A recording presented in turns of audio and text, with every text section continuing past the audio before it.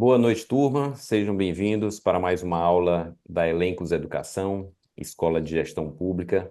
Meu nome é Tiago Guterres, procurador do Ministério Público de Contas, junto ao TCE do Rio Grande do Norte, professor e coordenador pedagógico da Elencos Educação. Hoje nós temos a honra de convidar a professora Celene Pérez Pérez Nunes, a professora na área de Finanças Públicas, ex-secretária de Estado da Economia no estado de Goiás, mestre e doutora pela Universidade de Brasília, ela que é auditora federal de Finanças e Controle da STN, Secretaria de Tesouro Nacional, atualmente aposentada. A professora Celene, como assessora econômica do Ministério de Planejamento, Orçamento e Gestão, foi uma das responsáveis pela elaboração do projeto da LRF, Lei de Responsabilidade Fiscal, e também pela sua negociação no âmbito do Congresso Nacional. Além disso, foi autora das propostas para a LRF do Equador, Paraguai, Jamaica, é professora de Finanças Públicas em cursos de pós-graduação e recebeu vários prêmios do Tesouro Nacional. Professora Celene, eu recentemente ouvi a sua entrevista por ocasião dos 30 anos do Plano Real, 24 anos da LRF, e seu apelo pela necessidade de nós repensarmos o ajuste fiscal, a atual relação entre executivo e legislativo. A gente está chegando em um limite, né, em relação ao endividamento, ao gasto público, praticamente 100% do orçamento vinculado, limitado. No âmbito dos estados e municípios, a situação também muito complicada. Muitos estados, como o nosso Rio Grande do Norte, um altíssimo gasto com o pessoal. Atualmente, o nosso RN, inclusive, é o maior do país, mais de uma década acima do limite legal, sem perspectiva de conseguir baixar. E embora o Tribunal de Contas tenha reprovado as contas, né, ano a ano, isso não parece ter qualquer tipo de impacto. E a gente fica na expectativa de que algum desses programas de equilíbrio fiscal finalmente tenham algum efeito positivo nas contas do Estado. Enfim, nós estamos num momento de refletirmos sobre o ajuste fiscal, sobre a nossa moeda, sobre o equilíbrio das contas públicas, e acho que ninguém melhor do que a senhora para tratar sobre esse tema aqui para a gente. Muito obrigado mais uma vez pela sua participação aqui na nossa escola. Eu é que agradeço, Thiago, a oportunidade de estar aqui falando com a turma sobre esse tema que é tão importante. Eu tenho dito sempre que a gente precisa falar, né? Falar muito, falar até cair de costas sobre esse assunto, porque ele é de extrema relevância para todos os brasileiros. Muito bem, deixa eu ver se eu consigo compartilhar aqui como. Não. Cancelar. Espera aí. Deixa eu ver se eu abro. Então, primeiro.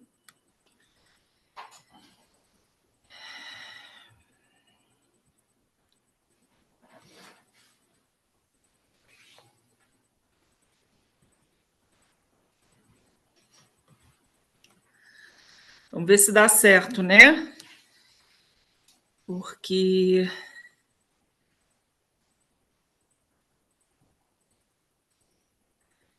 Sem problema. Aí. Todas as nossas apresentações têm esse momento É, de, de dificuldade. O Zoom peraí. não é muito amigável no compartilhamento.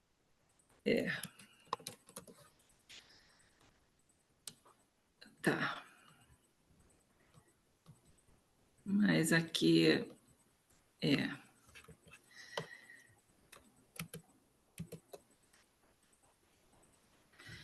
Não, eu acho até que eu. Vamos ver se eu consigo compartilhar a tela cheia, é isso? Sim, aí você vai para a tela. Aí eu vou para a tela, que é essa daqui. Vocês estão Perfeito. vendo aí? Perfeito. Estão vendo? Ai, que bom. Então, essa apresentação aqui, 30 anos Plano Real, 24 da LRF, eu estou falando um pouco sobre tripé, macroeconômica e coordenação de políticas econômicas, né? Então, vamos começar falando um pouco do que eram os antecedentes do Plano Real. Então, vamos recuar, vamos lá para a década de 80, em que já se identificava uma insatisfatória coordenação entre políticas monetária, fiscal e de dívida pública.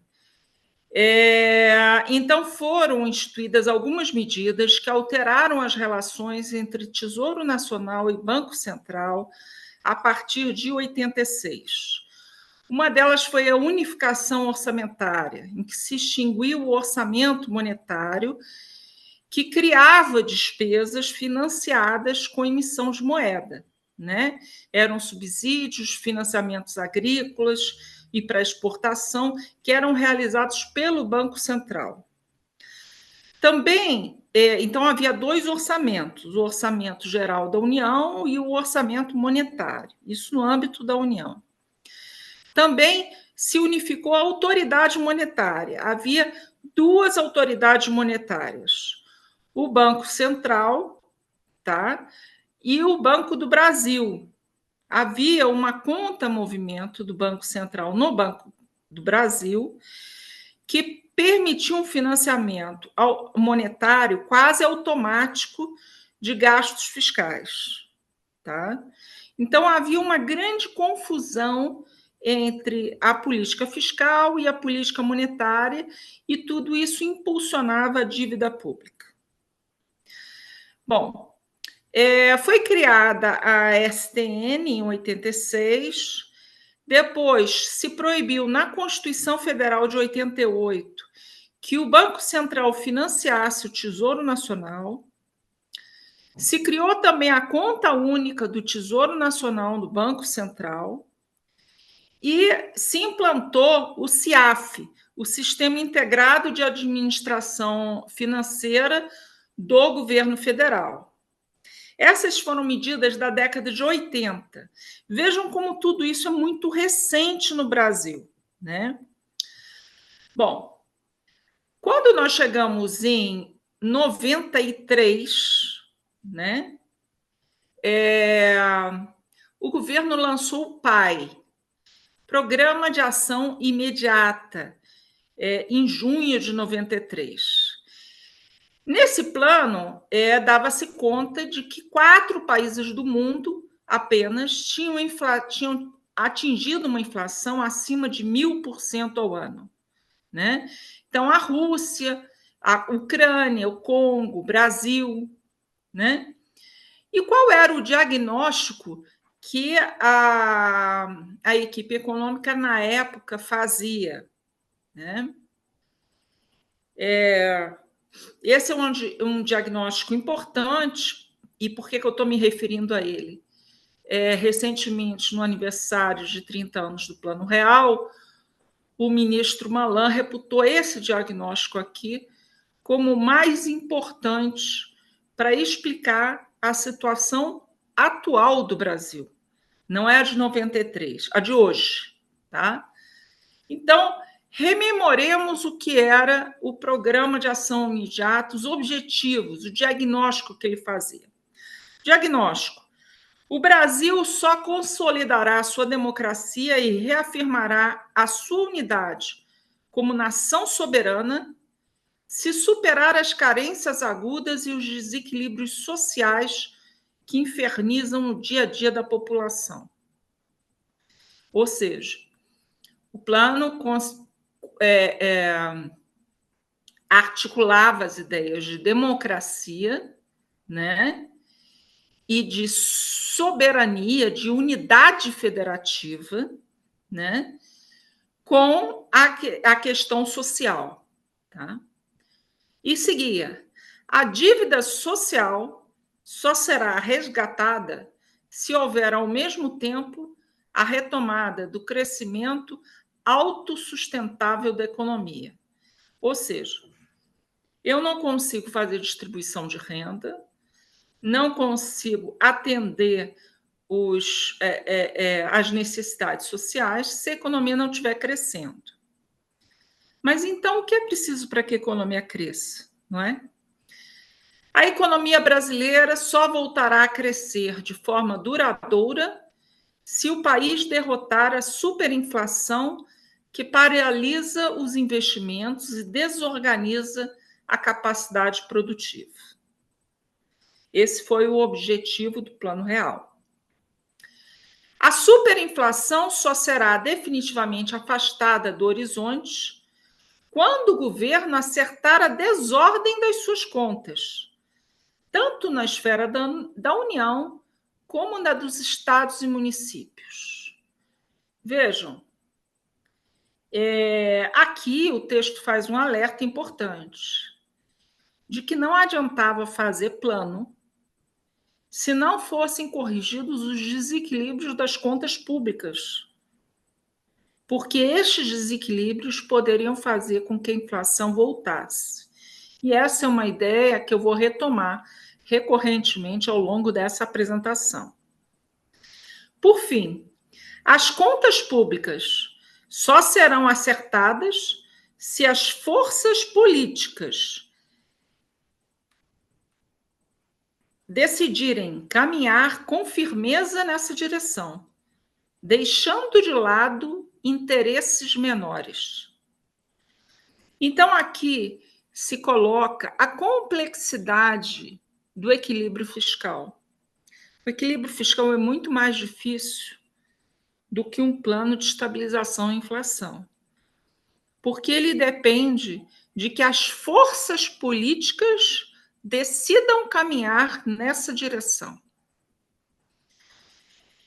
E aí a gente percebe, né, então, que esse aspecto, então, é fundamental para que o Brasil consolide a sua democracia, se mantenha coeso como uma unidade, né, soberana, e, ao mesmo tempo, que a economia cresça, para que assim se possa resgatar a dívida social. Vejam a atualidade, a triste atualidade desse diagnóstico, né?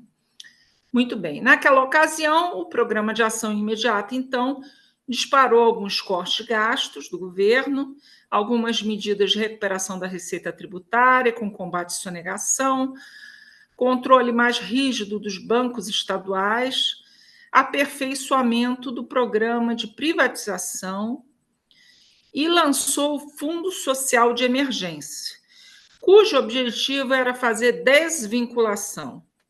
Esse Fundo Social de Emergência foi depois reeditado com diferentes nomes e ligeiras mudanças, e hoje é a DRU, a Desvinculação de Receitas da União, que encontra seu paralelo na DREM, a Desvinculação de Receitas de Estados e Municípios. Bem, aí vem o Plano Real. O Plano Real teve duas fases. A primeira foi a URV, em maio de 94, que visava fazer uma transição para o real. Nessa ocasião, se estabeleceu uma cotação diária da URV atrelado ao dólar, né? E havia uma indexação generalizada da economia, então a ideia foi criar uma âncora cambial, né, atrelado ao dólar, e se previa a implantação disso daí por 3 meses. Para quê? Para que as pessoas retomassem a ideia de unidade de conta, né? Porque elas já tinham perdido completamente a capacidade, é preciso dizer, para quem não viveu nessa época, né, que se perdeu a capacidade de se fazer planejamento no setor público, no setor privado. Os próprios cidadãos, né, quando recebiam o salário, iam ao supermercado e procuravam estocar mercadoria. E corriam, inclusive, e faziam fila na porta do supermercado, porque havia o remarcador de preços, né? E ao longo de um mesmo dia, uma mesma mercadoria poderia ter vários preços, né? De acordo com o horário que a pessoa fosse. né? Então, vejam, no âmbito do setor público, a dificuldade era muito grande, porque não se fazia um orçamento realista. Na verdade, o orçamento não tinha nenhum significado, porque era um orçamento nominal, né? E aquela receita prevista lá e a despesa prevista, né, nominalmente, não faziam sentido.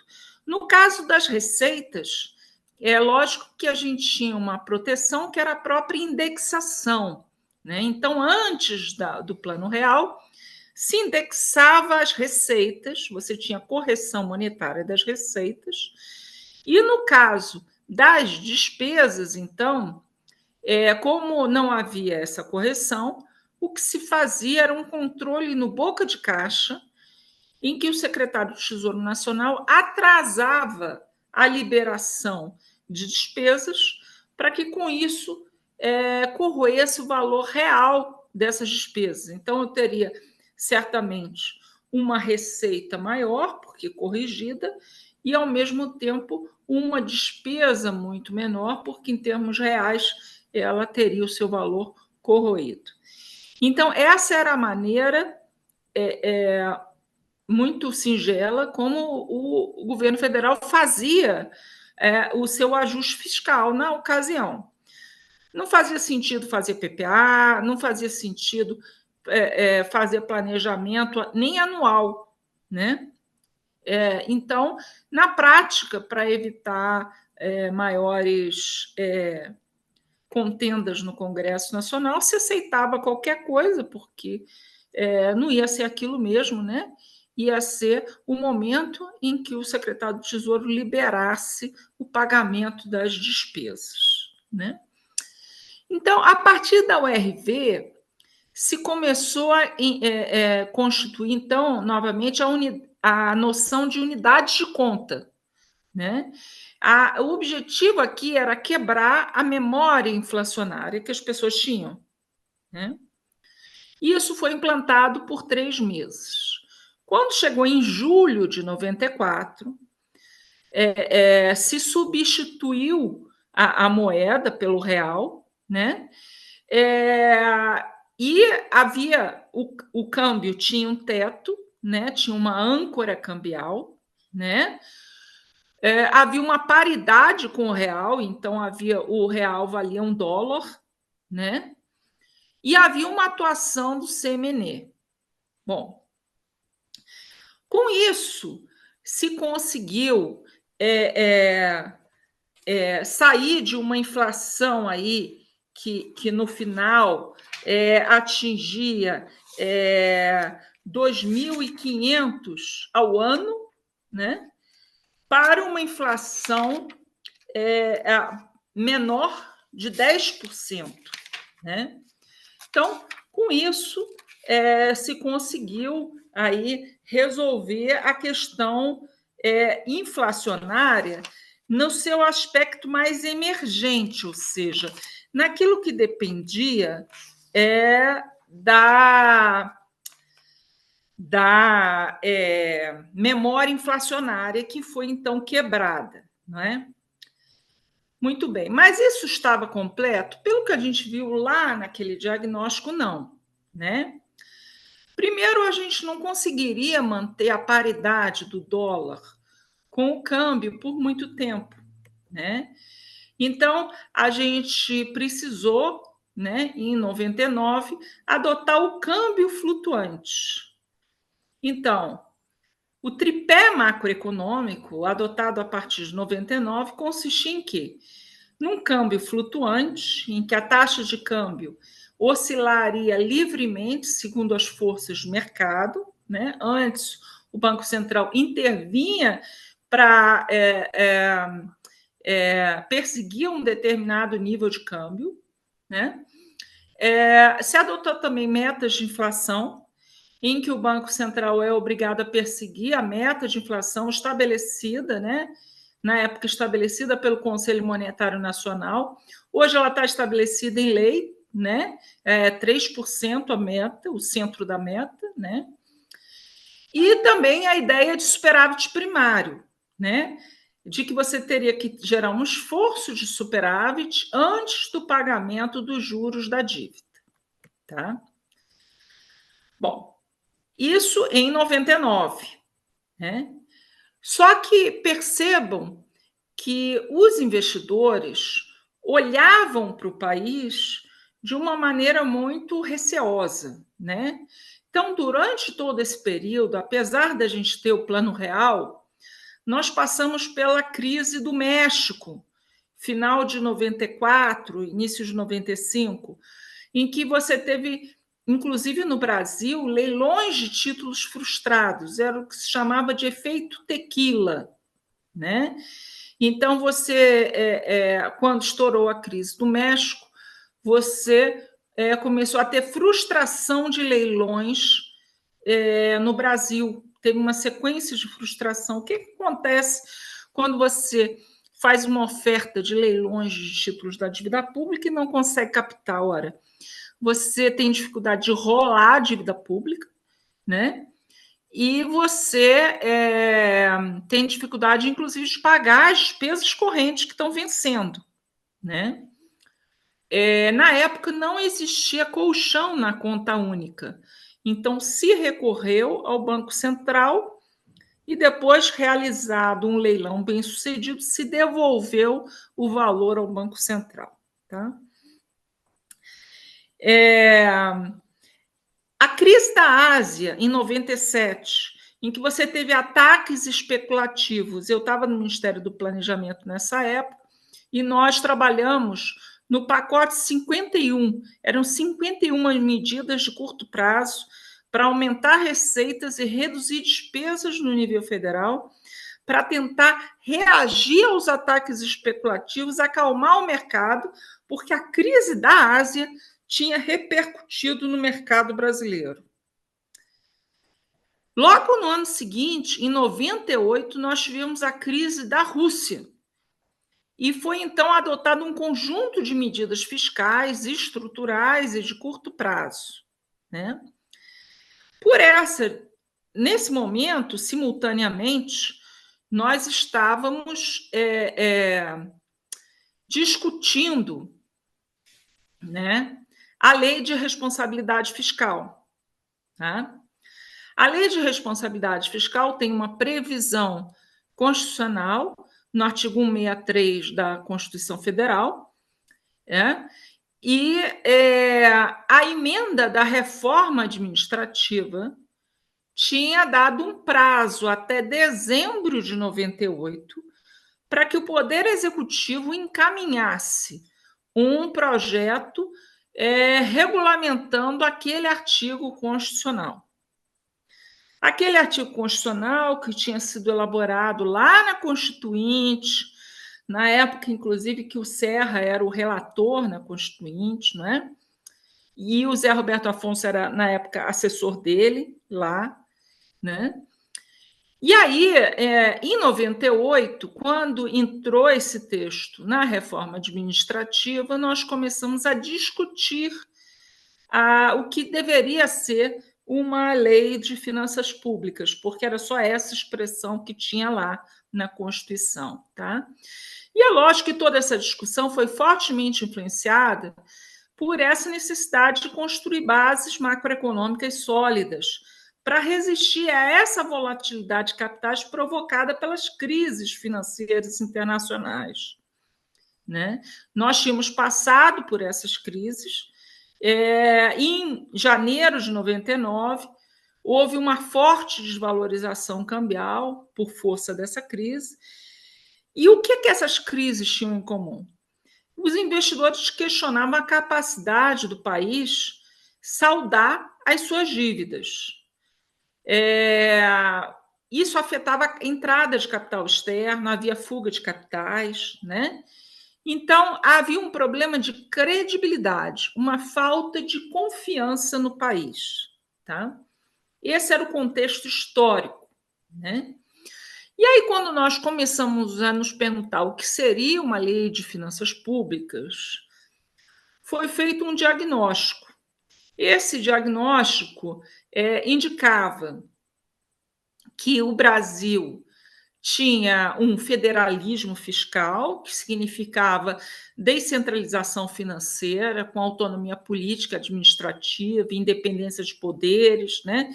E tudo isso dava origem a uma estrutura administrativa muito complexa em todos os níveis de governo, o que era, em parte, responsável pela geração de déficits imoderados e reiterados, dívida pública elevada e gastos com pessoal elevados, né? Eu me lembro que a gente até comentava assim, olha, cada vez que se cria uma nova prefeitura no país, não é? O FPM é dividido, né? Mas se eleva o custo fixo, porque uma nova prefeitura significa um novo prefeito, um novo conjunto de assessores do prefeito, uma nova primeira-dama, um novo presidente da Câmara de Vereadores, uma nova primeira-dama da Câmara de Vereadores, um novo conjunto de vereadores e de assessores dos vereadores, e por aí vai, né? E tudo isso acabaria repercutindo no gasto público, né? E, dado que havia autonomia, então a União não tinha poder para controlar esses gastos de estados e municípios. E isso dava origem à dívida em todos os níveis de governo, né? Diga-se de passagem, na União também. Havia também uma espécie de financiamento monetário da política fiscal. Lembrem que eu falei que lá na Constituição Federal havia se proibido o financiamento monetário do Banco Central ao Tesouro Nacional. Contudo, como havia vários bancos públicos, inclusive bancos públicos estaduais, em alguns estados mais de um, né? Esses bancos públicos operavam como bancos centrais locais autônomos e acabavam injetando liquidez nos estados. Tudo isso era possível porque quem escolhia os dirigentes desses bancos era o governador, que tinha assim um controle acionário sobre o banco estadual, não é? E aí, quando o governador pedia empréstimo para esse banco, ele, obviamente, concedia o empréstimo por conta desse vínculo político, né? Então, não havia, assim, uma análise técnica da concessão de empréstimos, isso era muito difícil. Então, você acabava pegando recursos com o banco, vários desses bancos tinham depósitos de correntistas, não é? Então, era o dinheiro das pessoas que estavam nesses bancos e que era emprestado dessa forma, tá? E aí o banco ficava numa situação financeira muito ruim e pedia socorro ao Banco Central. Isso acontecia no Brasil inteiro e o Banco Central se via instado a socorrer os bancos estaduais para evitar uma crise bancária. Porque você imagina se quebra um Banespa, por exemplo, o que ia acontecer, não é? Então, o Banco Central ia lá e socorria o Banespa. Só que ia o Estado e continuava, né, nesse acesso aos recursos. Como o Estado também não tinha muito controle das suas contas, então a União era instada também a socorrer o Estado. A União socorria o Estado, o Banco Central socorria o Banco Estadual, não é? E tudo isso era o quê? Era uma fonte de geração de déficit público, o que representava um risco para o plano real. Porque como é que o Banco Central ia socorrer esses bancos? Com emissão de moeda, né? Não é isso? Então, isso tudo representava um risco para a estabilização da inflação. Bom, no caso dos estados, havia um histórico de renegociações de dívidas. Em 96, a União se tornou credora dos 27 estados, mais DF, que vieram assinar contratos. 30 anos, prestações de até 11,5% a 15% da receita líquida real, corrigida por IGPDI mais 6% de juros, né? Aí faltava, isso foi convalidado numa lei, que foi a 9496 de 97, né? E antes ali da LRF, né? Você teve uma MP, né? Que foi depois convalidada, né? Então, por isso esse número aí tá 01, mas isso foi uma convalidação de uma emenda, de uma MP editada em 2000, logo antes da edição da LRF, tá? Que fazia o refinanciamento da dívida dos municípios. Então, você teve esses dois processos, né? E qual que era o objetivo aí? Bom, o Tesouro fazia missão aos estados, precisava chegar num acordo. Esses contratos foram sendo assinados, né? E aí o objetivo desses contratos era fazer o refinanciamento das dívidas estaduais e fazer a assunção das dívidas mobiliárias e outras autorizadas pelo Senado. Só que para que a STN aceitasse firmar esse acordo, era preciso cumprir alguns compromissos nesse programa, né? Então, você tinha que ter limite para sua dívida financeira, gerar resultado primário, tinha meta aí para despesa com funcionalismo, tinha meta para arrecadação de receitas próprias, tinha-se que fazer uma reforma administrativa e patrimonial.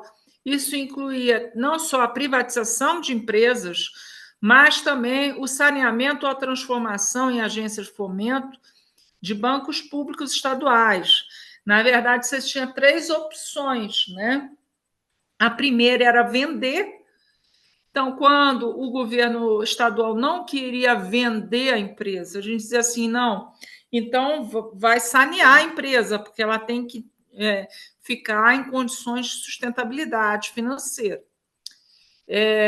Se não quiser sanear e não quiser vender também, ou ninguém quiser comprar, por exemplo, que era outra possibilidade, às vezes queria vender, mas não tinha ninguém para comprar, então fecha, não é? Então, era vende, saneia ou fecha. Essas eram as 3 opções para enxugar a estrutura do Estado. E havia também requisitos de investimento, porque se entendia que havia um gasto excessivo com despesa corrente, em detrimento do investimento. Muito bem. Tudo isso eram compromissos, então, que estados, municípios assumiam no âmbito desse programa. Isso não foi uma coisa rápida. Então, isso começou a ser feito em 96, depois foi convalidado pela legislação em 97, não é? No caso dos estados, e em 2000, no caso dos municípios.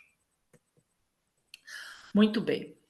E aí qual era, continuando então, os outros problemas do diagnóstico da situação fiscal antes da LRF? Um esgotamento do padrão de financiamento. Então, a gente sabia que, historicamente, os déficits eles são financiados por impostos, por privatização, por dívida ou por inflação, né? Nós tínhamos tido uma sucessão de programas de estabilização fracassados, desde o Plano Cruzado, em 86, até o Plano Collor, em 90, né? Tínhamos passado por congelamentos, por confisco, por várias situações que não deram conta de estabilizar a moeda. E o Plano Real tinha sido exitoso desde 94, nós desejávamos proteger o Plano Real, mas o Plano Real, ao mesmo tempo, tinha tornado os desequilíbrios fiscais muito mais transparentes, porque aquela situação que havia antes de você fazer o ajuste no boca do caixa, né? Deixou de existir. A gente tinha que ter realmente um ajuste que passasse pelo orçamento, né? Porque todas as decisões de gastos passaram a causar um impacto real no orçamento. Então, logo depois da edição do Plano Real, inclusive, o resultado primário piorou muito, né? Por quê? Porque os desequilíbrios ficaram mais transparentes e você não podia mais fazer ajuste no boca de caixa. Bom, e aí você na época tinha uma carga tributária elevada, em torno de 30%, não queria mais elevar a carga tributária, cobrar mais impostos. Por outro lado, havia uma guerra fiscal entre estados, né? A questão aí das renúncias de receitas, né? Havia também uma privatização em fase avançada, que chegou a ser considerada a maior do mundo, né? Por outro lado, havia um processo de assunção de esqueletos, né? Então, havia várias dívidas não contabilizadas que passaram a entrar na contabilidade nesse período, são os esqueletos, né? E havia também taxas de juros muito elevadas. Então, a própria privatização, na época, não deu conta de controlar a dívida pública, porque teve aí esses dois fatores que atrapalhavam, né? E havia, então, uma dívida pública muito elevada. Bom, então, se eu não quero financiar por impostos, se eu não tenho mais o que privatizar, porque já fiz um mega programa de privatização, se eu quero controlar a dívida e não quero voltar a ter inflação, a minha única alternativa é controlar o gasto público, né? Então, por isso, a lei de responsabilidade fiscal teve essa análise, esse foco, e passou a se concentrar, inclusive, não só no desequilíbrio num momento no tempo, mas nas deficiências intertemporais do processo orçamentário, né? Dado que nós já tínhamos tido cortes em 97, 98, e a gente já tinha verificado que medidas fiscais de curto prazo não resolveriam o problema, que a gente precisava de ter reformas estruturais, reformas que resolvessem a questão fiscal nos anos seguintes, né? E aí, de um lado, você tinha uma certa ilusão fiscal dos agentes econômicos, né? Porque quando você faz dívida, para o político é muito bom, ele tem o bônus da presente da despesa, né? E transfere o ônus para o futuro, porque aquela dívida só vai ser paga no futuro. Mesmo que não seja uma forma usual de contratação de dívida por títulos ou por contratos, né? Se a gente considerar de uma forma mais abrangente, né? Envolvendo aí todos os passivos da administração pública, né? O acúmulo que você tem de res a pagar, por exemplo, o crescimento das despesas de exercícios anteriores, os rombos que você cria quando gera despesa no momento presente, que vai ser financiada no futuro. É o caso da Previdência, né? Então, são várias maneiras de transferir intertemporalmente a despesa, o ônus da despesa, né? O orçamento, então, era considerado um instrumento importante, mas que não garantia o equilíbrio fiscal, porque o orçamento era anual, né? E o equilíbrio orçamentário era caracterizado pela... quando eu tinha uma despesa cuja fonte de financiamento naquele exercício eu consegui identificar perfeitamente. Então, quando eu tenho para toda despesa uma receita que a financia, eu tenho um equilíbrio orçamentário. Mas isso não impede, por exemplo, que esse financiamento se dê por dívida, por emissão de títulos, por operações de crédito, não é? Elas também são uma fonte de receita orçamentária. Não impede, por exemplo, que eu faça alienações de patrimônio por meio da privatização, né? E gera, então, as fontes de receita necessárias de alienação de bens para financiar mais despesa. E isso não vai se repetir nos exercícios seguintes, e eu posso ter uma série de receitas que não são recorrentes no orçamento. Então, se eu tenho uma preocupação com o equilíbrio fiscal intertemporal, eu preciso de um outro instrumento que vai além do orçamento, tá? Esse reconhecimento de que havia variáveis que escapavam ao controle orçamentário no tempo, porque ultrapassavam a anualidade orçamentária, e no objeto, porque envolviam variáveis patrimoniais, ativos e principalmente passivos, sem correspondência necessária sobre receitas e despesas orçamentárias, isso estava, inclusive, presente num trabalho meu, que acabou ganhando uma menção honrosa no prêmio do Tesouro Nacional. Isso daí muito antes da Lei de Responsabilidade Fiscal, né? Então, eu só estou traçando para vocês qual que era o diagnóstico, né?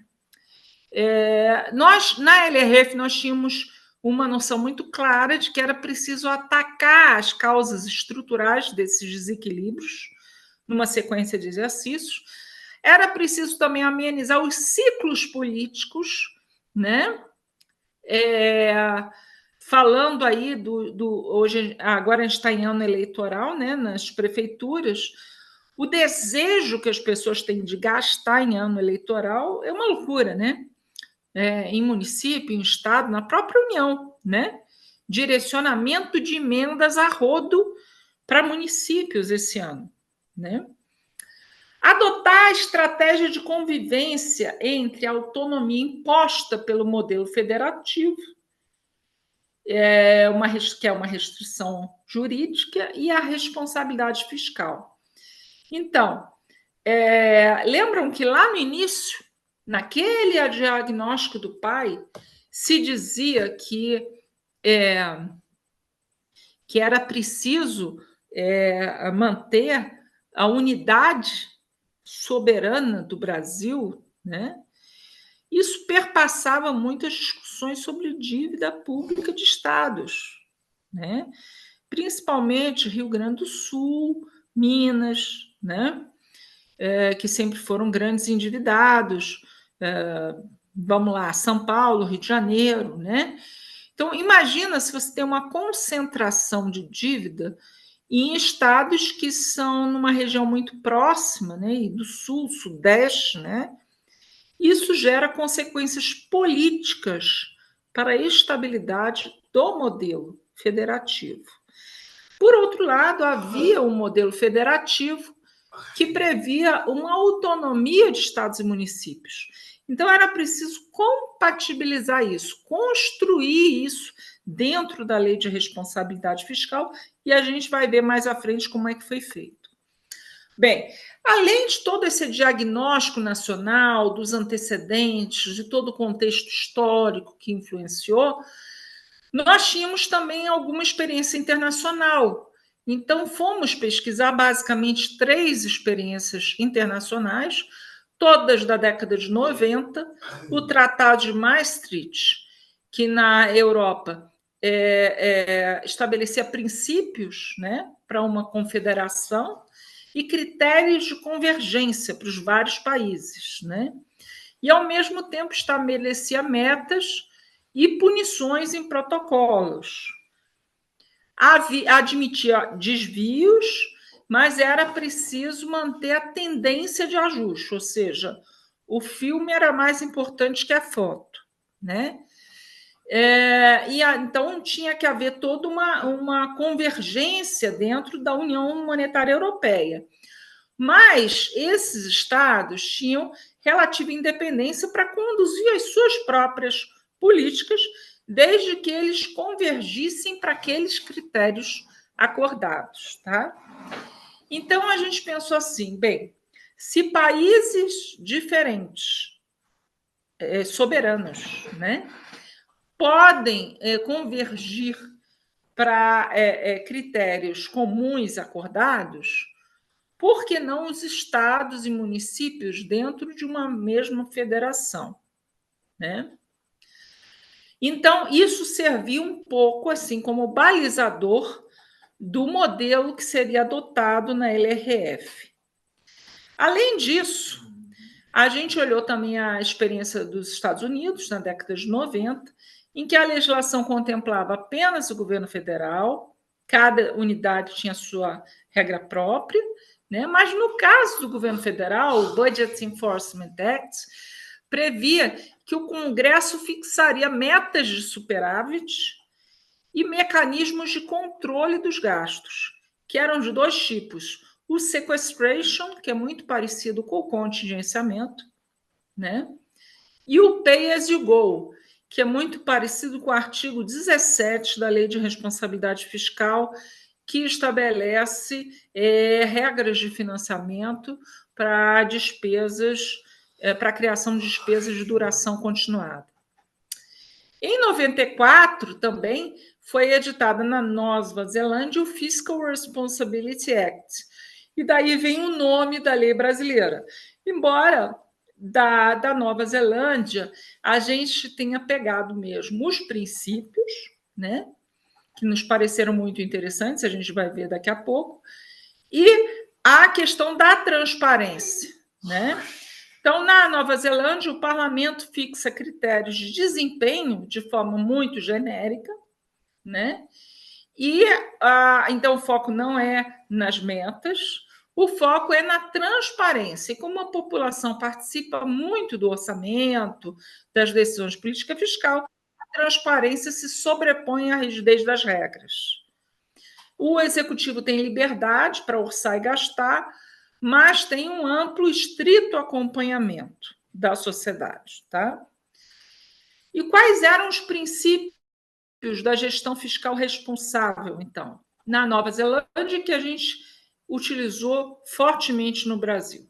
A prevenção de déficits imoderados e reiterados, então, deveria haver um equilíbrio entre aspirações da sociedade e os recursos que a sociedade coloca à disposição do governo, né? Ou seja, se você quiser ter mais carga tributária, tudo bem, tenha mais despesa, mas se você não quiser, então trate de controlar a despesa, né? Limitação da dívida pública a nível prudente, e essa prudência tem que ser compatível com a receita e com o patrimônio público, propiciando margem de segurança para absorção de efeitos imprevistos, né? E aí eu cito aí as crises, né, que podem surgir por várias razões, choques monetários, cambiais, epidemia, como nós tivemos, né? Calamidade pública, né? Nós precisamos ter margem de segurança para eventos imprevistos, né? Transformações estruturais diversas.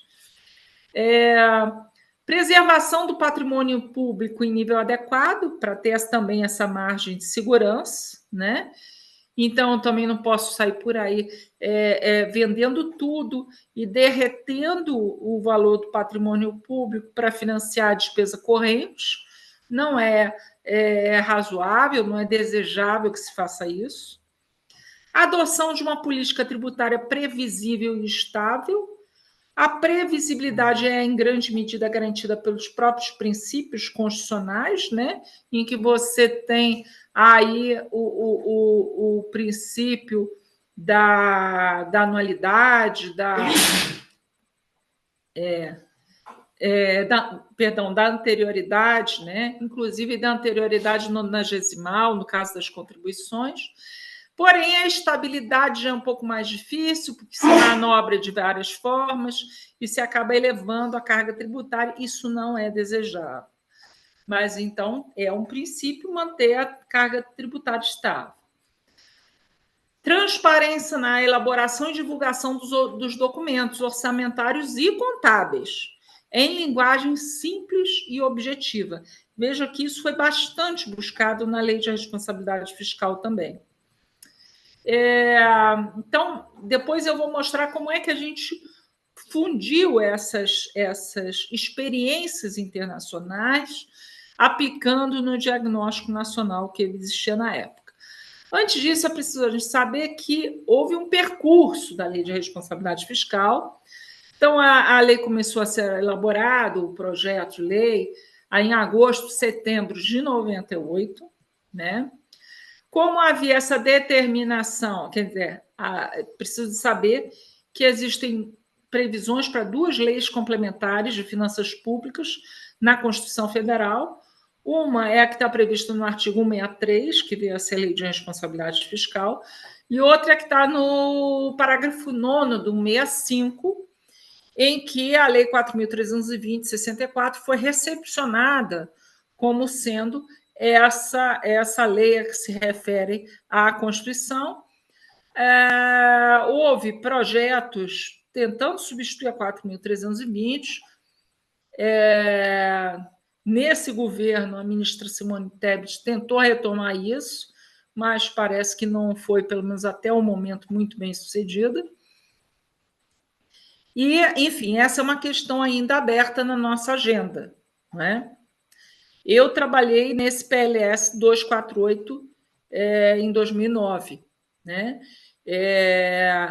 E teve outros também em tramitação na Câmara, mas, enfim, parece que se vai tentar retomar um processo aí do zero, não sei. Bom, aí havia esse prazo aí, 80 dias, para que o Executivo enviasse um projeto, né? Porque a emenda constitucional da reforma administrativa é de junho, então esse prazo expirava em dezembro de 98. Então, nós fizemos esse projeto de lei. Naturalmente que houve toda uma negociação dentro do governo, né? Vários órgãos dentro do governo federal foram ouvidos. Houve também muitas reuniões com estados e municípios. Essas reuniões normalmente indicavam que a lei deveria ser mais austera, que deveria ter propostas sobre poderes, diferenciar limites de pessoal por poder, exigir informações, vincular a receita própria, tudo isso, né? Houve também uma consulta pública pela internet, com mais de 5.000 consultas na homepage, reuniões com segmentos da sociedade. Então, nós reunimos com o mercado financeiro, nós reunimos com os jornalistas para conscientizar a sociedade. Isso nos ajudou muito, porque os jornalistas, os articulistas, principalmente, passaram a escrever sobre o tema e explicar para a população: olha aqui o que está acontecendo, olha como é que isso aqui é importante, não é? E aí, esse anteprojeto, que foi enviado em dezembro, foi todo revisado dentro do governo, né? Incorporando várias sugestões. E em abril de 98, em abril de 99, então, se encaminhou o projeto de lei ao Congresso Nacional, tá? E aí foi constituída uma comissão especial na Câmara para discutir o projeto, e foram iniciadas audiências públicas. Houve um grande número de audiências públicas, e eu participava dessa negociação, fiquei responsável por essa negociação dentro do Congresso Nacional, negociação técnica. Essas audiências eram chamadas, inclusive, a autoridade do governo para explicar como é que o projeto ia repercutir na sua área de atuação, porque, lembrando que é um projeto muito abrangente, que vai desde o planejamento até o controle, não é? Então, atravessa toda a gestão, tem todo tipo de regra, então havia realmente muito a debater. E aí, em dezembro de 99, esse projeto foi aprovado na comissão especial por 17 votos a 5, na forma do substitutivo do relator, que era o deputado Pedro Novaes. Tá? Depois, isso foi para o plenário, né? E em plenário foram aceitas 30 emendas, e em 25 de janeiro de 2000, então, o projeto foi aprovado na Câmara, né, na forma de uma subemenda apresentada pelo relator, já com as emendas, né? e foi aprovado por 386 votos a 86. Significa que o projeto foi aprovado com quórum de emenda constitucional, tá? Era uma lei complementar. Vocês naturalmente não têm ciência da dificuldade que isso foi, né? Havia muitas resistências dentro do próprio Executivo Federal, havia segmentos contrários, né? Havia os bancos federais, por exemplo, tinham objeções. Os tribunais de contas, por meio da Tricom, se manifestaram contrários também. Os prefeitos, inclusive, organizaram a primeira marcha a Brasília, foi nessa época, né? Foi para protestar contra esse projeto, por conta da questão dos restos a pagar. Tá? No Tesouro Nacional havia resistência, porque se acreditava que seria impossível fazer a consolidação das contas públicas nos termos em que havia o estado das artes naquela época, sem nenhum tipo de padronização ainda.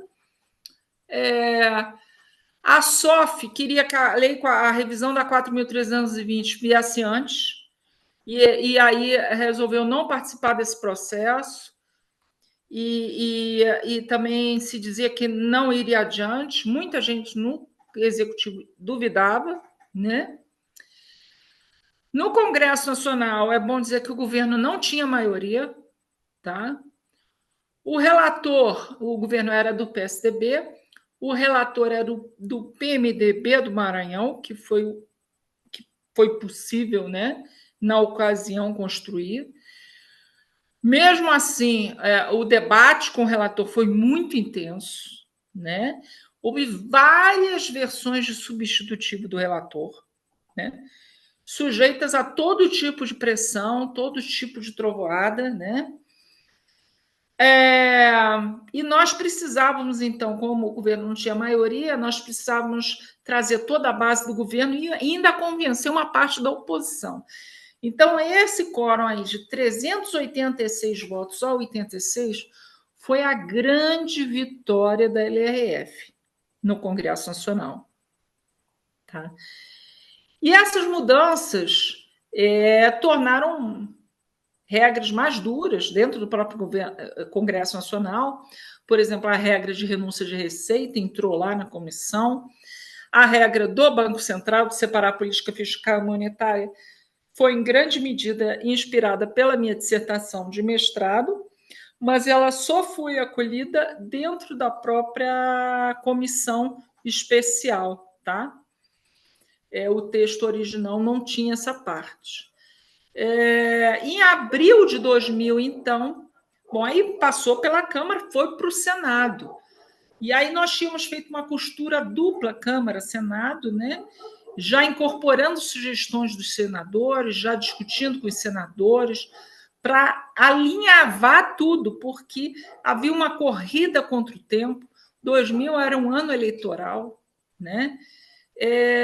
E nós tínhamos medo que os restos a pagar explodissem, então era preciso colocar logo a lei em vigor para tentar segurar a situação nos municípios. Bom, e aí, em abril, então, o texto é aprovado no Senado. No Senado não houve comissão especial, ele passou pela CCJ e passou pela CAI. Tá? Foi aprovado nas duas comissões, não é? E aí seguiu para o plenário, né? E no final esse texto foi aprovado apenas com emendas de redação, o que permitiu que ele não regressasse para a Câmara. Né? Então, a aprovação foi em abril, e aí, em 4 de maio de 2000, o presidente da República sanciona a Lei de Responsabilidade Fiscal, então, com vetos. Eu participei também da elaboração desses vetos, né? E aí a lei foi publicada no Diário Oficial da União em 5 de maio de 2000. Bom, acabou aí a nossa luta? Não, amigo, aí é que estava começando, né? Porque depois de aprovar a lei, era preciso implementar a lei. Havia todo um esforço de regulamentação, havia projetos que tinham que ser enviados para o Congresso Nacional, e tinha projeto que tinha que ser proposta de resolução do Senado, para o Senado Federal, que deu origem à Resolução 40, a Resolução 43 do Senado Federal, não é? Além disso, havia assim, um atordoamento, porque as pessoas não tinham noção do que tratava a lei de responsabilidade fiscal, uma lei dessa complexidade, e era preciso dar notícia, né? Então, algumas pessoas divulgaram a lei, eu fui certamente a principal divulgadora. Em pouco mais de um ano, eu fiz mais de 100 palestras sobre a lei de responsabilidade fiscal em todo o país. E depois foi construído um programa nacional de treinamento que treinou 6.000 técnicos municipais em um ano, com base em 50 parcerias que foram firmadas com governos estaduais e com tribunais de contas, basicamente, além de instituições financeiras e algumas universidades. E nós saímos, então, treinando os técnicos municipais aí Brasil afora. Era um treinamento de 3 dias, não deu tempo de fazer em todo o país, ficou faltando Maranhão, que não houve viabilidade de fazer, Espírito Santo, que deu problema político, e São Paulo para baixo. Chegamos a fazer em Minas e no Rio de Janeiro, mas São Paulo para baixo ficou de fora. Mas aí os próprios tribunais de contas, que eram muito atuantes, se encarregaram de fazer esse treinamento. Então, a gente deu essa cobertura aí. Bom, e aí são 24 anos, né? A lei passou por vários testes nesses 24 anos, a sobrevivência no ciclo econômico, né? Foi um dos menos atingidos pela crise de 2009, né? Quer dizer, se fosse em outros tempos, a crise teria acabado conosco. Nós não, né? Nós tínhamos um bom desenho de regras também, isso ajudou, né? Com regras mais flexíveis para situações especiais. Então, quando teve recessão, as regras flexíveis foram adicionadas, né? Também na pandemia as regras foram acionadas, embora tenha havido muito debate desnecessário sobre o que era preciso fazer, quando boa parte do que era preciso fazer já estava previsto na Constituição ou na LRF. Enfim, houve todo um reconhecimento internacional, o Brasil se tornou referência.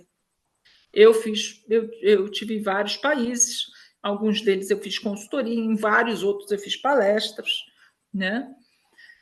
Houve uma sobrevivência na alternância política, porque eu me lembro que quando o primeiro governo Lula assumiu, né, havia um receio, né, de que o governo abrisse mão da lei de responsabilidade fiscal, já que tinha votado contra a lei de responsabilidade fiscal desde o início, né? E se manteve nessa posição até o final. Mas aí o próprio Lula divulgou aquela carta aos brasileiros, assumindo compromisso com a LRF e tal. Havia também pesquisa de opinião em que a maioria das pessoas tinha uma opinião positiva sobre a lei e achavam que isso era importante para qualquer candidato presidencial, independentemente de partido. Isso também acabou influenciando o posicionamento do governo, então, que assumiu logo depois da FHC. Houve também uma sobrevivência no Congresso Nacional. É preciso dizer que a votação original foi muito importante, né? E aí, várias tentativas de alteração, em algum momento se viu que havia mais de 250 projetos para mudar a lei de responsabilidade fiscal, que já tinham sido apresentados, mas uma forte resistência à flexibilização. Até 2016, então, ela resistiu 16 anos, né? E com uma única alteração aprovada, aumentando a transparência, que foi a Lei Complementar 131 de 2009, que foi, de fato, uma alteração, mas uma alteração que fortalecia um pilar da LRF. Depois disso, ela começou, assim, gradualmente a ser desmantelada. Então, você teve a LC 156 de 2016, que fez um financiamento de dívida de estados e que representou uma primeira tentativa de impor teto de gastos sobre despesas primárias correntes atrelado ao IPCA. Ninguém cumpriu isso aí, esse teto, tá? É preciso dizer, e essa questão foi retomada depois na Lei Complementar 178, né, que veio a flexibilizar esse teto aí da 156. Suspensão de dívidas atrelada a condicionante de monitoramento, que veio no regime de recuperação fiscal, que foi instituído pela 159 em 2017. Então, hoje você tem no regime o estado do Rio Grande do Sul, o estado do Rio de Janeiro, o estado de Goiás e Minas tentando entrar, né? A flexibilização de restrições para municípios quando há queda de receita, pela 164 de 2018, a flexibilização devido à pandemia, pela 173 de 2020, depois o Fundo de Inovação, Desenvolvimento Científico e Tecnológico ficou fora do contingenciamento, pela Lei Complementar 177 de 2021, o refinanciamento de dívidas de estados e a tentativa de impor um novo teto de gastos, condicionantes, monitoramento, criação de PEF, alterações no regime de recuperação fiscal, na LRF, pela LC 178 de 2021. Além disso, há alterações paralelas. Não sei se vocês observaram agora recentemente, essa semana saiu, uma lei alterando a Lei 4.320 e que trata da securitização da dívida ativa. Essa lei, ela, embora não altere a LRF, ela incide sobre regras da LRF indiretamente, não é? E modifica, então, o conceito de operação de crédito da lei. Então você vai tendo, assim, algumas medidas pontuais ao longo do tempo, principalmente de 2016 para cá, tá? Sobrevivência no judiciário. Foram colocadas várias ADIs, apresentadas várias ADIs no STF, e após a análise preliminar dos 31 dispositivos questionados, o STF suspendeu apenas 7 que eram de menor importância. Então, o cerne da LRF, de fato, não foi questionado, não foi, quer dizer, foi questionado, mas foi mantido pelo STF, né? Foi, ao longo do tempo, se formando uma jurisprudência de tribunais de contas. O CNJ passou a apoiar a padronização via manuais da STN. A STN trabalhou fortemente em manuais, principalmente depois de 2006, né, em que foram criados aqueles grupos técnicos, os 2 grupos técnicos que deram origem à Câmara Técnica, que existe hoje, e que apoia as mudanças dos manuais, né? Foram criados 2 manuais, um manual de contabilidade aplicada ao setor público, que, além de propiciar a convergência às normas internacionais de contabilidade, faz a padronização de conceitos contábeis aqui no Brasil, e também o manual de demonstrativos fiscais, né? Que estabelece os conceitos que entram nos relatórios da LRF e o próprio padrão, o próprio modelo desses relatórios. Avançou-se muito entre 2006 e 2012, principalmente, com relação à criação de um plano de contas para a federação, que não existia. Logo depois da LRF, você teve a portaria 163, que avançou na padronização orçamentária, conceitos orçamentários. Isso depois foi retomado pelo Manual de Contabilidade Aplicada ao Setor Público, juntamente com as normas, a internalização, né, das normas internacionais, né, aplicadas ao setor público. E aí se padronizou também as demonstrações contábeis e se foi estabelecido, fazendo a distinção entre o conceito de receita e despesa na contabilidade, no orçamento, tudo isso passou a integrar os manuais da STN. Houve também avanços no Supremo, em que algumas decisões pontuais, e aí eu cito as emendas constitucionais 54 e 55 de Goiás, que excluíam das despesas com pessoal os pensionistas e imposto de renda na fonte de servidores públicos. Né? Essas emendas tiveram eficácia suspensa na ação direta de inconstitucionalidade 6129. Então, esse pedaço aí da Constituição de Goiás saiu do ato contra o Supremo. E aí eu cito também a quantidade de burlas que se gerou na federação, e os vários, toda a luta pela padronização da federação, sem conselho de gestão fiscal, mas com cooperação, com criação de grupos técnicos na STN, depois a CT-Conf, né?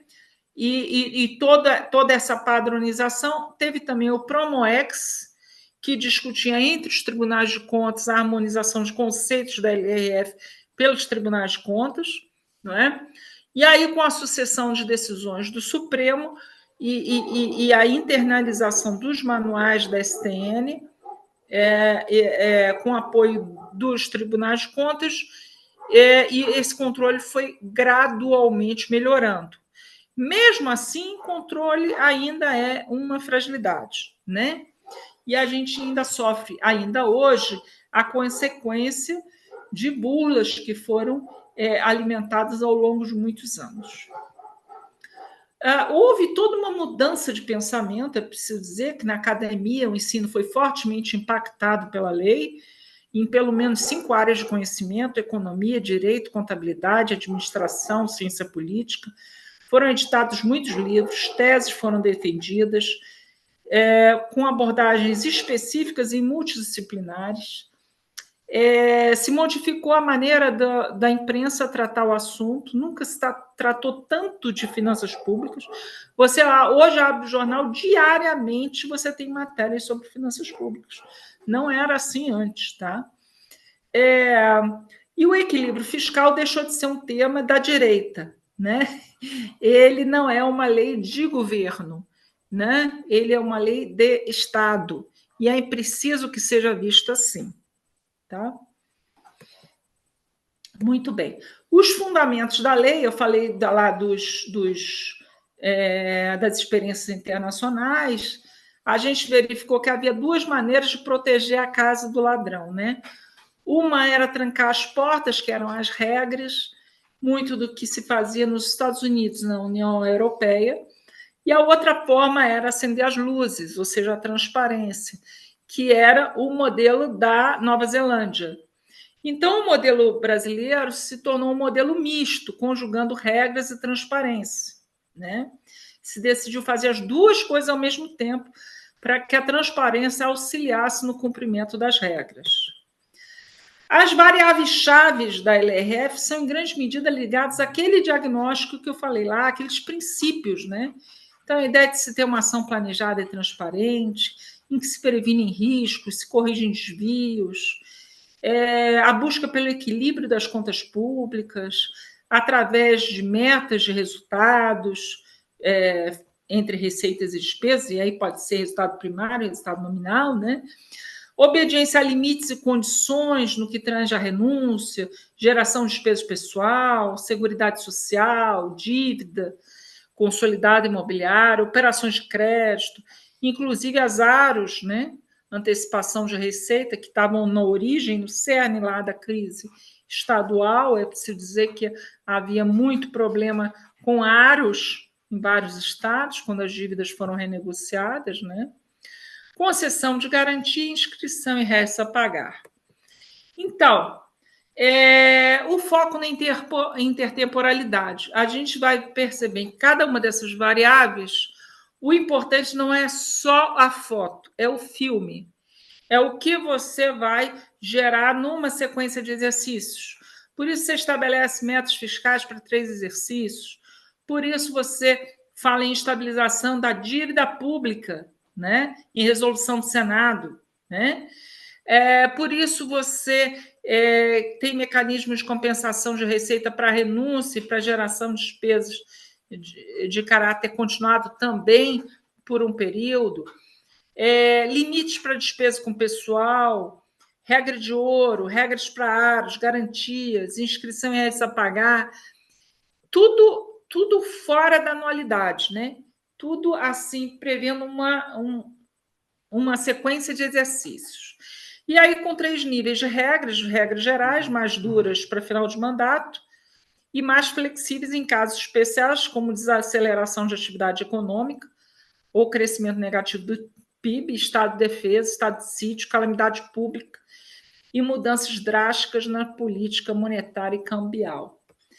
2 tipos de regras numéricas, que são as metas, os limites, e regras de procedimento do tipo fazer ou não fazer.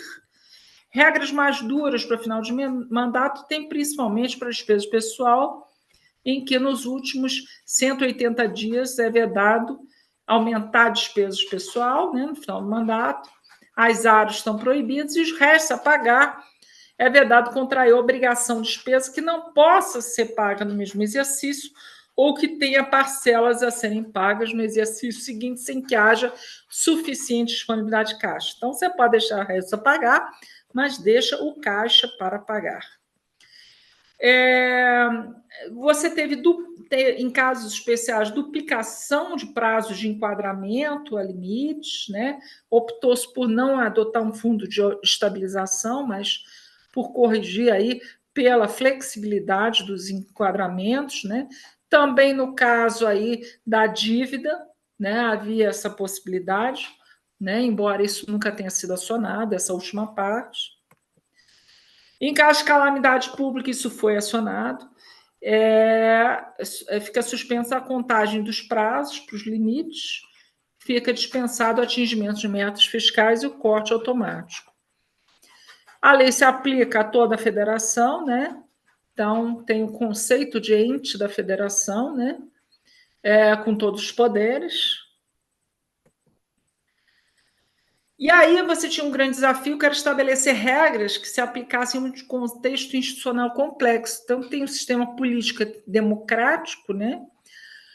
Com executivo e legislativo sendo eleitos nos 3 níveis de governo. Tem estados e municípios que são autônomos constitucionalmente, então uma das federações mais descentralizadas do mundo. Os poderes são independentes. Como é que eu faço para criar limites, então, que mantenham o processo orçamentário autônomo? Então, se decidiu que o primeiro passo seria estabelecer as regras no processo orçamentário que é autônomo. Então, PPA, LDO, a LOA, né? Depois você cumpre as regras e limites que são gerais, né? De maneira que esteja consistente com aquele planejamento, né? Então, no momento de você estabelecer meta de dívida na LDO, por exemplo, você tem que considerar a regra geral, né? Isso vai impactar na sua geração de primário, né? Se eu necessito ajustar despesas pessoal, isso vai se refletir na LOA, né? Então, o processo orçamentário local, ele deve internalizar as normas gerais. Bom, mecanismos de compensação e correção de desvios são mais importantes que sanções. Então, sempre que eu tenho um descumprimento, eu aciono um mecanismo de correção. Meta fiscal aciona contingenciamento. Despesas de pessoal tem medida na Constituição, na LRF, tem prazo para adotar. Dívida tem na resolução do Senado, tinha uma trajetória de ajuste de 15 anos, que já venceu, né? E depois o prazo de 3 quadrimestres para descumprimentos posteriores, né? Sempre com medidas previstas. E aí, entre esses mecanismos de recondução e as restrições, né? Você tem restrições de 2 tipos, você tem tanto restrições institucionais, que tem sempre efeitos suspensivos, então você suspende garantia, operação de crédito, transferência voluntária, e você tem sanções. As sanções são para o agente, né? E aí, entre uma coisa e outra, você tem a transparência toda funcionando, com os relatórios, com os demonstrativos que vão servir para subsidiar. E isso aciona, então, tanto o controle oficial, controle interno, externo, e também o controle social. Tá? Então, você tem essa lógica da gestão fiscal responsável que começa lá no planejamento e vai até ao controle e à aplicação de restrições e sanções. Bom, não satisfeitos com isso, no Brasil você adotou outras regras fiscais. Então, vou falar um pouquinho do teto de gasto e do arcabouço fiscal. Tá? O teto de gasto foi instituído pela Emenda Constitucional 95, de 96, foi só para a União, e ele estabelecia o limite para empenhos indexado ao IPCA do ano anterior. Isso por um período de 20 anos. Então, eu ia travar a despesa na variação inflacionária. Né? A justificativa é que eu precisava de uma regra mais dura que a LRF. Então, eu precisava limitar a despesa apenas à inflação, né? Já que quando eu estabelecia metas, a receita podia crescer e daí permitir que as despesas aumentassem também. Então, isso permitia que eu cumprisse metas com aumento de carga tributária, que não era desejável. Então, se quis fazer uma coisa bem rígida. Mas, ao mesmo tempo, se estabeleceu exceções. Então, tratou-se como exceção as transferências constitucionais ou voluntárias a estados e municípios, então todas as emendas parlamentares ficaram de fora, tá? Abertura de créditos suplementares, né? Perdão. Despesas de pessoal decorrentes de decisão judicial, despesas eleitorais, créditos adicionais abertos com finalidade exclusiva de atender despesas obrigatórias e despesas com benefícios, previdência social, investimentos em infraestrutura com recursos próprios. Bom, então, eram tantas exceções que surgiram puxadinhos, né? Novas formas de manipulação estatística, né? Além disso, o grande ônus recaiu sobre o quê? Sobre saúde, educação e assistência social, né? Porque aqueles mínimos constitucionais passaram a ser restringidos pelo teto de gastos, né? Bom, teria sido impossível manter uma regra tão dura durante 20 anos, né? Tivesse sido um Estado, porque isso aí foi feito pela 156, e depois pela 159 para os estados, e esse é um dos temas do momento, né? A discussão dos tetos, né? Principalmente do teto do RRF, né? O que aconteceria? Eu poderia ter um acúmulo de disponibilidade de caixa, por outro lado, uma pressão para aumento de despesa e não poderia gastar, tá? Isso limitaria também a capacidade do governo de responder a crises econômicas, a emergências de saúde pública, e outras necessidades imprevistas. Eu cito o Rio Grande do Sul, por exemplo, né? Que está no regime de recuperação fiscal. Como é que ele faria, então, para cumprir esse teto aí sem poder atender as pessoas? Bom, não deu certo.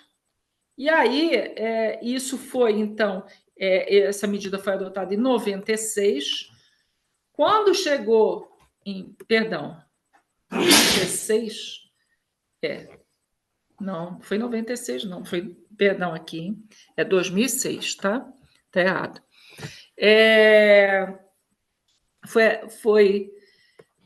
Foi adotada em 2016, e aí depois, quando chegou em 2023, se substituiu o teto de gastos por um arcabouço fiscal.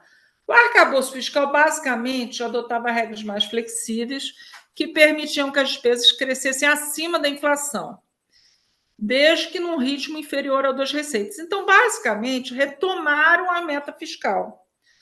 Só que lembremos que isso foi já no governo do PT, e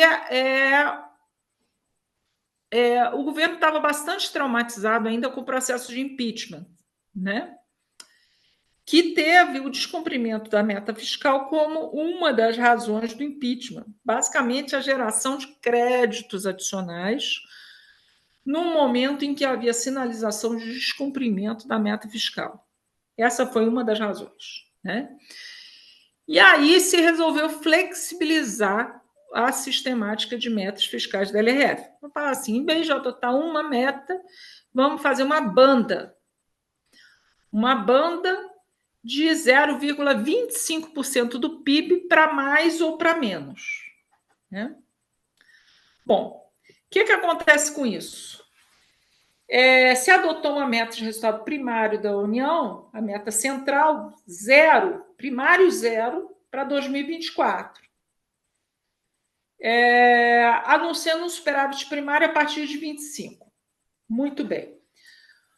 O superávit primário a partir de 25, ninguém sabia direito como é que ia ser gerado. Né? Então, a previsão não era factível. Tá? E o de 2024, é preciso dizer que, como se adotava a banda, né? Então, você tinha uma previsão aí pela banda inferior, porque a superior não importa nada, ninguém está preocupado se vai fazer mais além da meta. O que importa é a banda inferior, porque ela é que dispara o mecanismo de contingenciamento, né? E por essa métrica, o governo poderia apresentar um rombo estimado de até 28,6 bilhões em 2024. Tá? Muito bem. Aí, quando você fala zero, dá a impressão que você vai estabilizar a economia, vai estabilizar as contas públicas com uma meta zero. Não vai fazer isso, porque eu tenho que gerar resultado primário para pagar os juros, pelo menos. Certo? Para pagar a despesa corrente, enfim, tem que gerar algum primário. Então, meta zero não deveria ser um objetivo a ser perseguido, tá?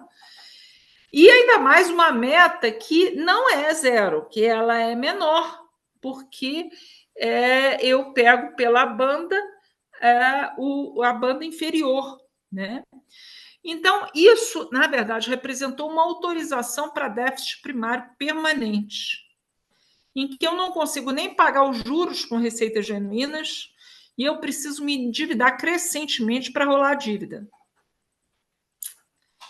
Assim como o teto de gastos. Então, o arcabouço também estabelece exceções, como as sentenças judiciais também. Então, ainda tem isso. Então, todos os precatórios, tudo isso ficou de fora, né? Além desse valor aí da meta inferior, né? Da banda inferior. O superávit das estatais é usado para compensar déficits, embora na prática os recursos das estatais não sirvam para bater dívida.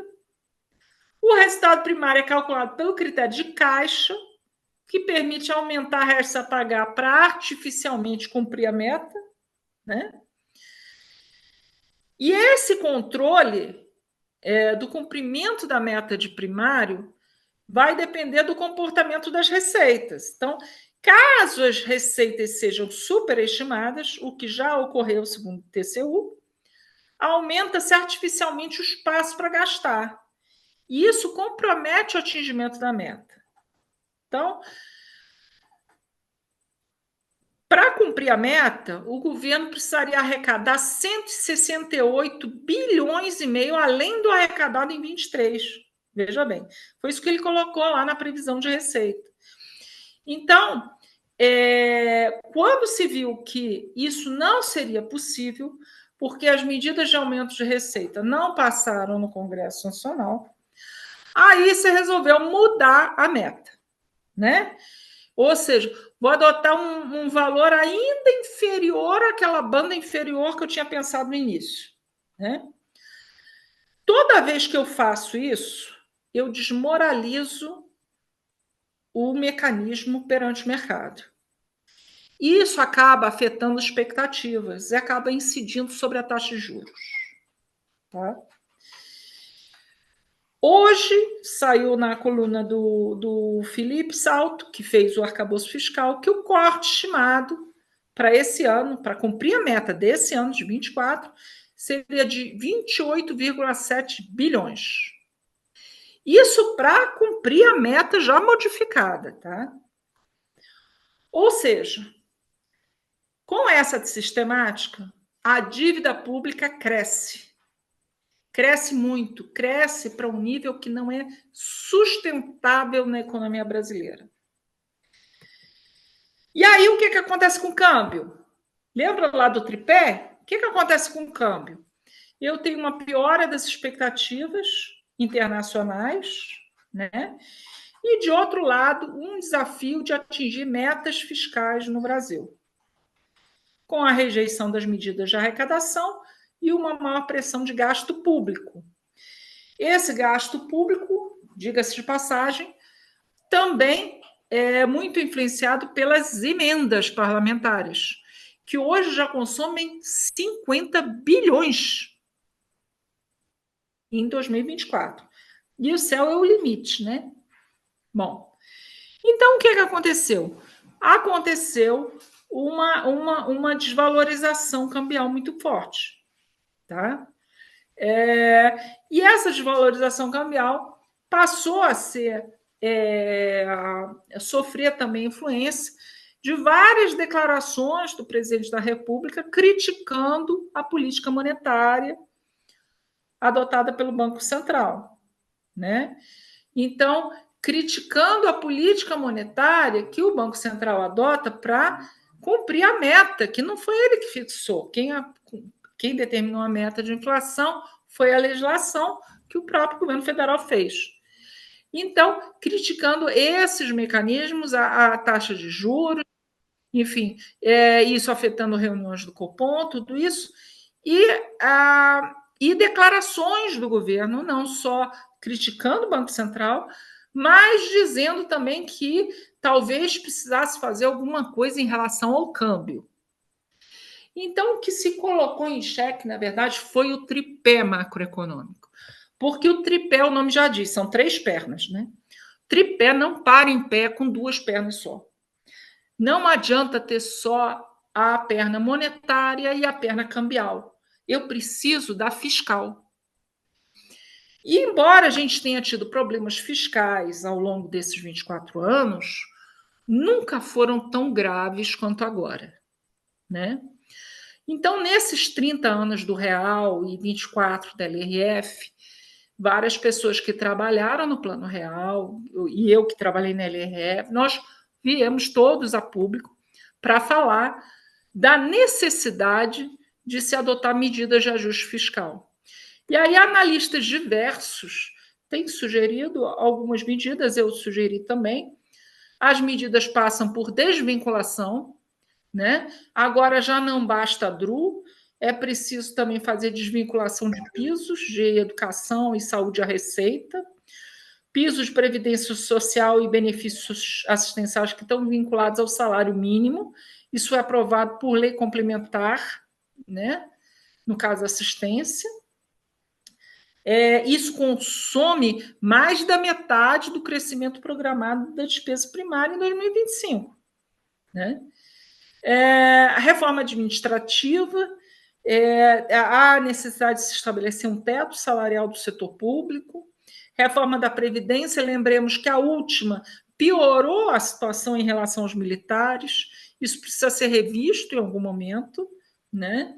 Os especialistas em previdência estão dizendo aí que não se atinge a sustentabilidade ao longo do tempo sem resolver a questão previdenciária. É preciso necessariamente rever relação entre executivo e legislativo. Nessa semana saiu uma reportagem importante da secretária de Planejamento, do secretário de Orçamento do Ministério do Planejamento e Orçamento, né? Chamando a atenção que não adianta desvincular a receita, a educação e saúde da receita, se você não mexer nas emendas parlamentares, que vai tudo para emenda, né? E eu vou mostrar aqui para vocês que eu já tinha lá atrás proposta para fixar, lá em 2009 eu tinha proposta para fixar um percentual das receitas, né, a serem destinados a essas emendas. Eu posso até mostrar agora. Naquela época não existia o orçamento impositivo. Eu tinha sugerido a emenda de bancada apresentados exclusivamente pelos senadores, né? Pelos 3 representantes de cada estado, o Distrito Federal, ou seja, uma emenda conjunta por estado, né? Por bancada. E, em conjunto, as 27 emendas seriam limitadas financeiramente a 0,3 da RCL, com a distribuição de recursos entre os estados do DF, fixada anualmente no parecer preliminar da CMO. E emendas individuais apresentadas exclusivamente por deputados seriam limitadas a 10, com mandato parlamentar, proibida a indicação de entidade privada como beneficiária. De lá para cá, eu já revi o meu pensamento, já acho que não pode mais ser RCL, tem que ser receita recorrente, não é? E, de qualquer forma, seria preciso limitar financeiramente esse conjunto das emendas num valor compatível com a capacidade fiscal da União, vedando, inclusive, a incorporação de despesas adicionais cobertas por reestimativas das receitas, que é algo que costuma acontecer no Congresso Nacional. Mas, enfim, naquela época não tinha emenda impositiva, naquela época não tinha emenda PIX, né? Que abriu um novo cenário ainda mais complicado do ponto de vista de transparência do gasto público, do ponto de vista de qualidade do gasto público, não é? Então, entendo que essa relação precisa ser revista, o governo precisaria enfrentar isso.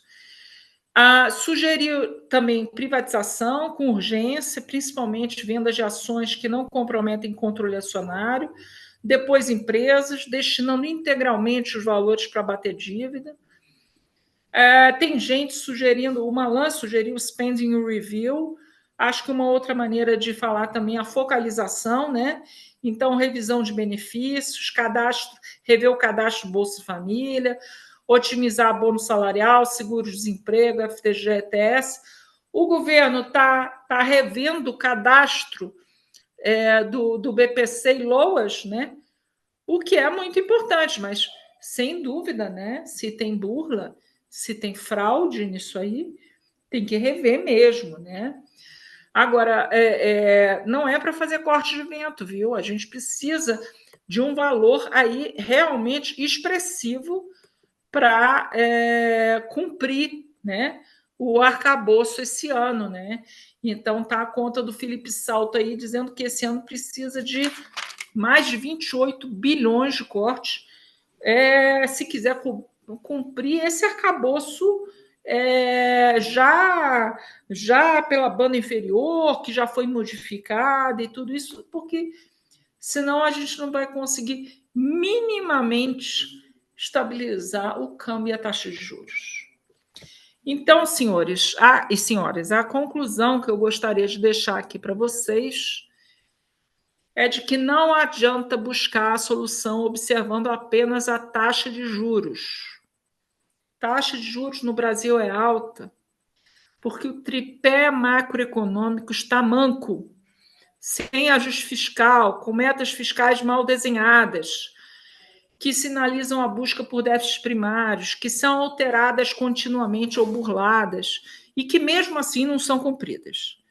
Então, todo o ônus da estabilidade, no modelo atual, cabe à política monetária, que precisa manter a taxa de juros em patamar elevado para poder atingir o objetivo de estabilidade monetária. Ocorre que essa taxa de juros elevada agrava o endividamento. E isso faz com que se entre num círculo vicioso. Cada vez eu tenho uma taxa de juros maior, que gera mais dívida, cada vez eu tenho que gerar um primário maior para pagar a dívida. E para sair dessa armadilha, eu preciso, então, adotar metas críveis, capazes de estabilizar a relação dívida-PIB e adotar as medidas necessárias para cumprir essas metas. Tudo mais, incluindo aí criticar o Banco Central, inventar puxadinhos para a meta, falar sobre câmbio, é perda de tempo e de credibilidade. Isso só agrava a situação, tá? Então, eu espero ter feito... Tem algumas referências que são históricos, que dão conta de todo esse percurso, e eu deixo o meu e-mail aqui à disposição de vocês, tá? Imagino que a gente já tenha passado bastante da hora, né? Mas foi por um excelente motivo. Tá? Então, eu espero que vocês tenham aí aproveitado um pouco desse percurso. Eu acho que ele dá uma leitura de muito do que vocês vão abrir hoje no jornal e vocês veem as pessoas se posicionando, né? Esses posicionamentos não surgem à toa, né? Quer dizer, não apareceu tanta gente falando do Plano Real e da LRF agora, nos 30 anos, só porque é uma data redonda, porque já teve os 10, já teve os 20, não é isso? É porque nos 30 a coisa ficou feia. Então, agora se resolveu realmente falar até cair de costas, porque senão a gente corre o risco de perder tudo. Se a gente não fizer a estabilização fiscal do país, a gente corre o risco de perder o Plano Real e perder o câmbio flutuante. Obrigado, professor. Excelente apresentação. E, ao mesmo tempo, traz aí, né, uma certa ansiedade para todos nós, porque Vão vocês dormir depois disso, né? como é que a gente vai, né? E aí, eu já aproveito aqui para não alongar muito, mas para não deixar de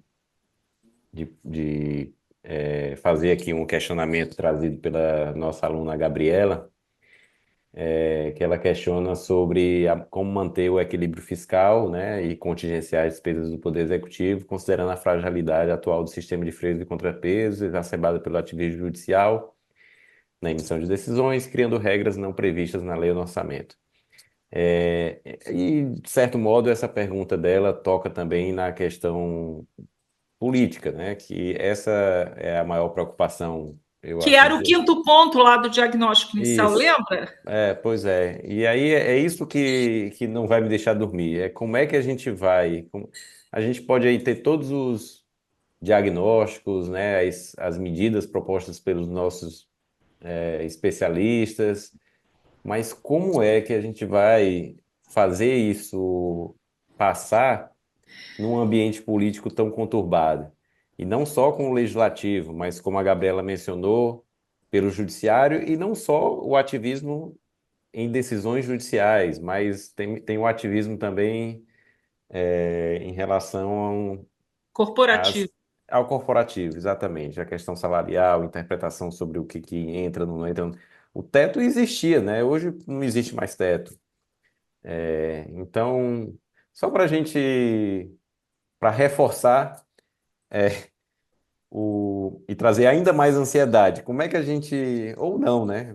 Não sei se a senhora tem aí alguma, em perspectiva, algum otimismo em relação à questão política. É. Mas como é que a gente resolve isso? No aniversário da LRF, eu dei uma entrevista para o Estadão, né? Que foi capa do Estadão, 3 páginas, né? E o jornalista concluiu a entrevista justamente me perguntando isso. E aí, como é que resolve do ponto de vista político? Resolve como resolve nas democracias, né? Ou é pelo amor ou é pela dor, né?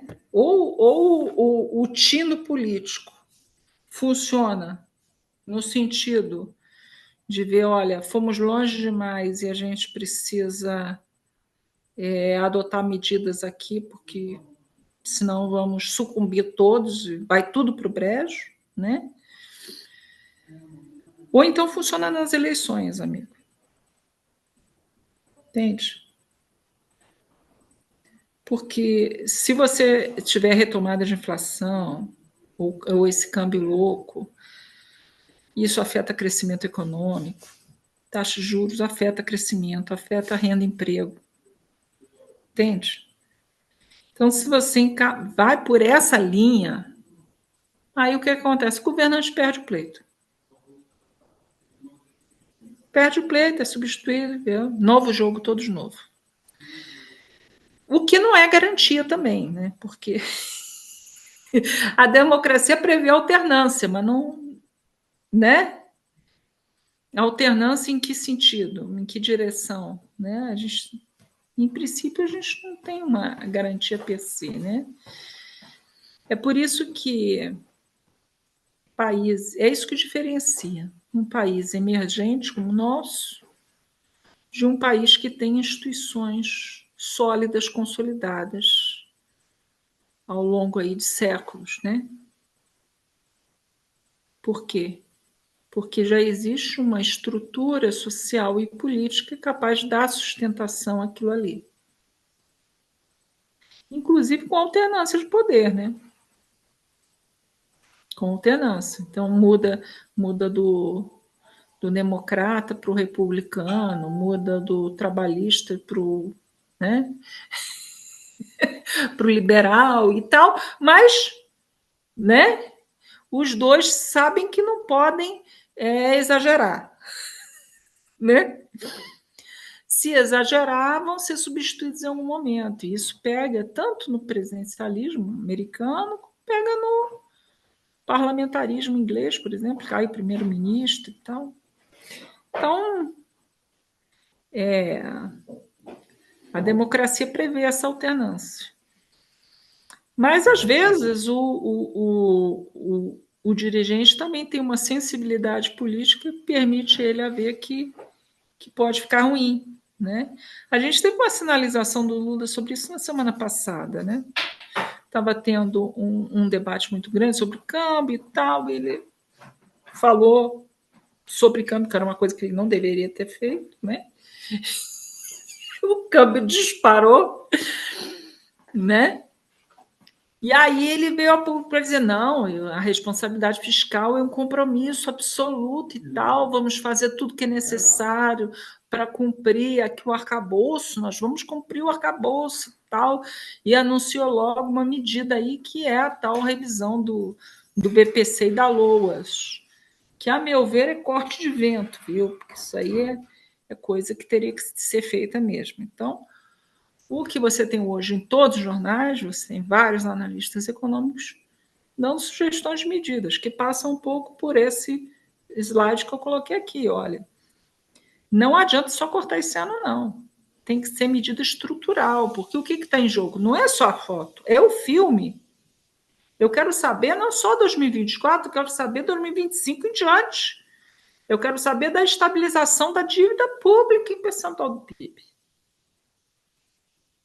Tá? Porque sem isso não vai ter investimento no Brasil.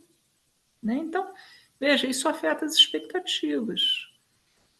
E o Banco Central, ao fixar a taxa de juros, está bebendo nessas expectativas, na verdade. Tá? Então é isso.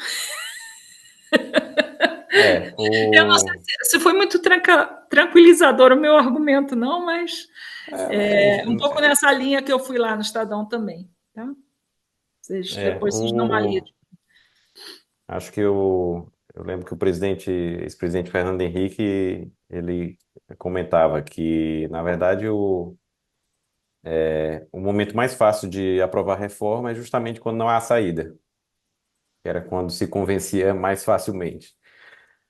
Mas vamos torcer para que a gente consiga, porque já que afeta a todos, né, não tem como a gente escapar, torcer para que o mundo político consiga aí manter um mínimo de sanidade. Quem sabe a gente consiga ter ainda esse ano, né, uma economia maior.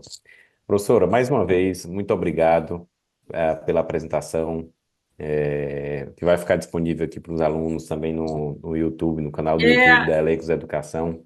Eu vou te mandar uma outra versão, tá? Porque quando eu Tá. estava apresentando, eu percebi que tinha ali 3 errinhos. Eu não gosto de disponibilizar coisa com dado errado. Tá.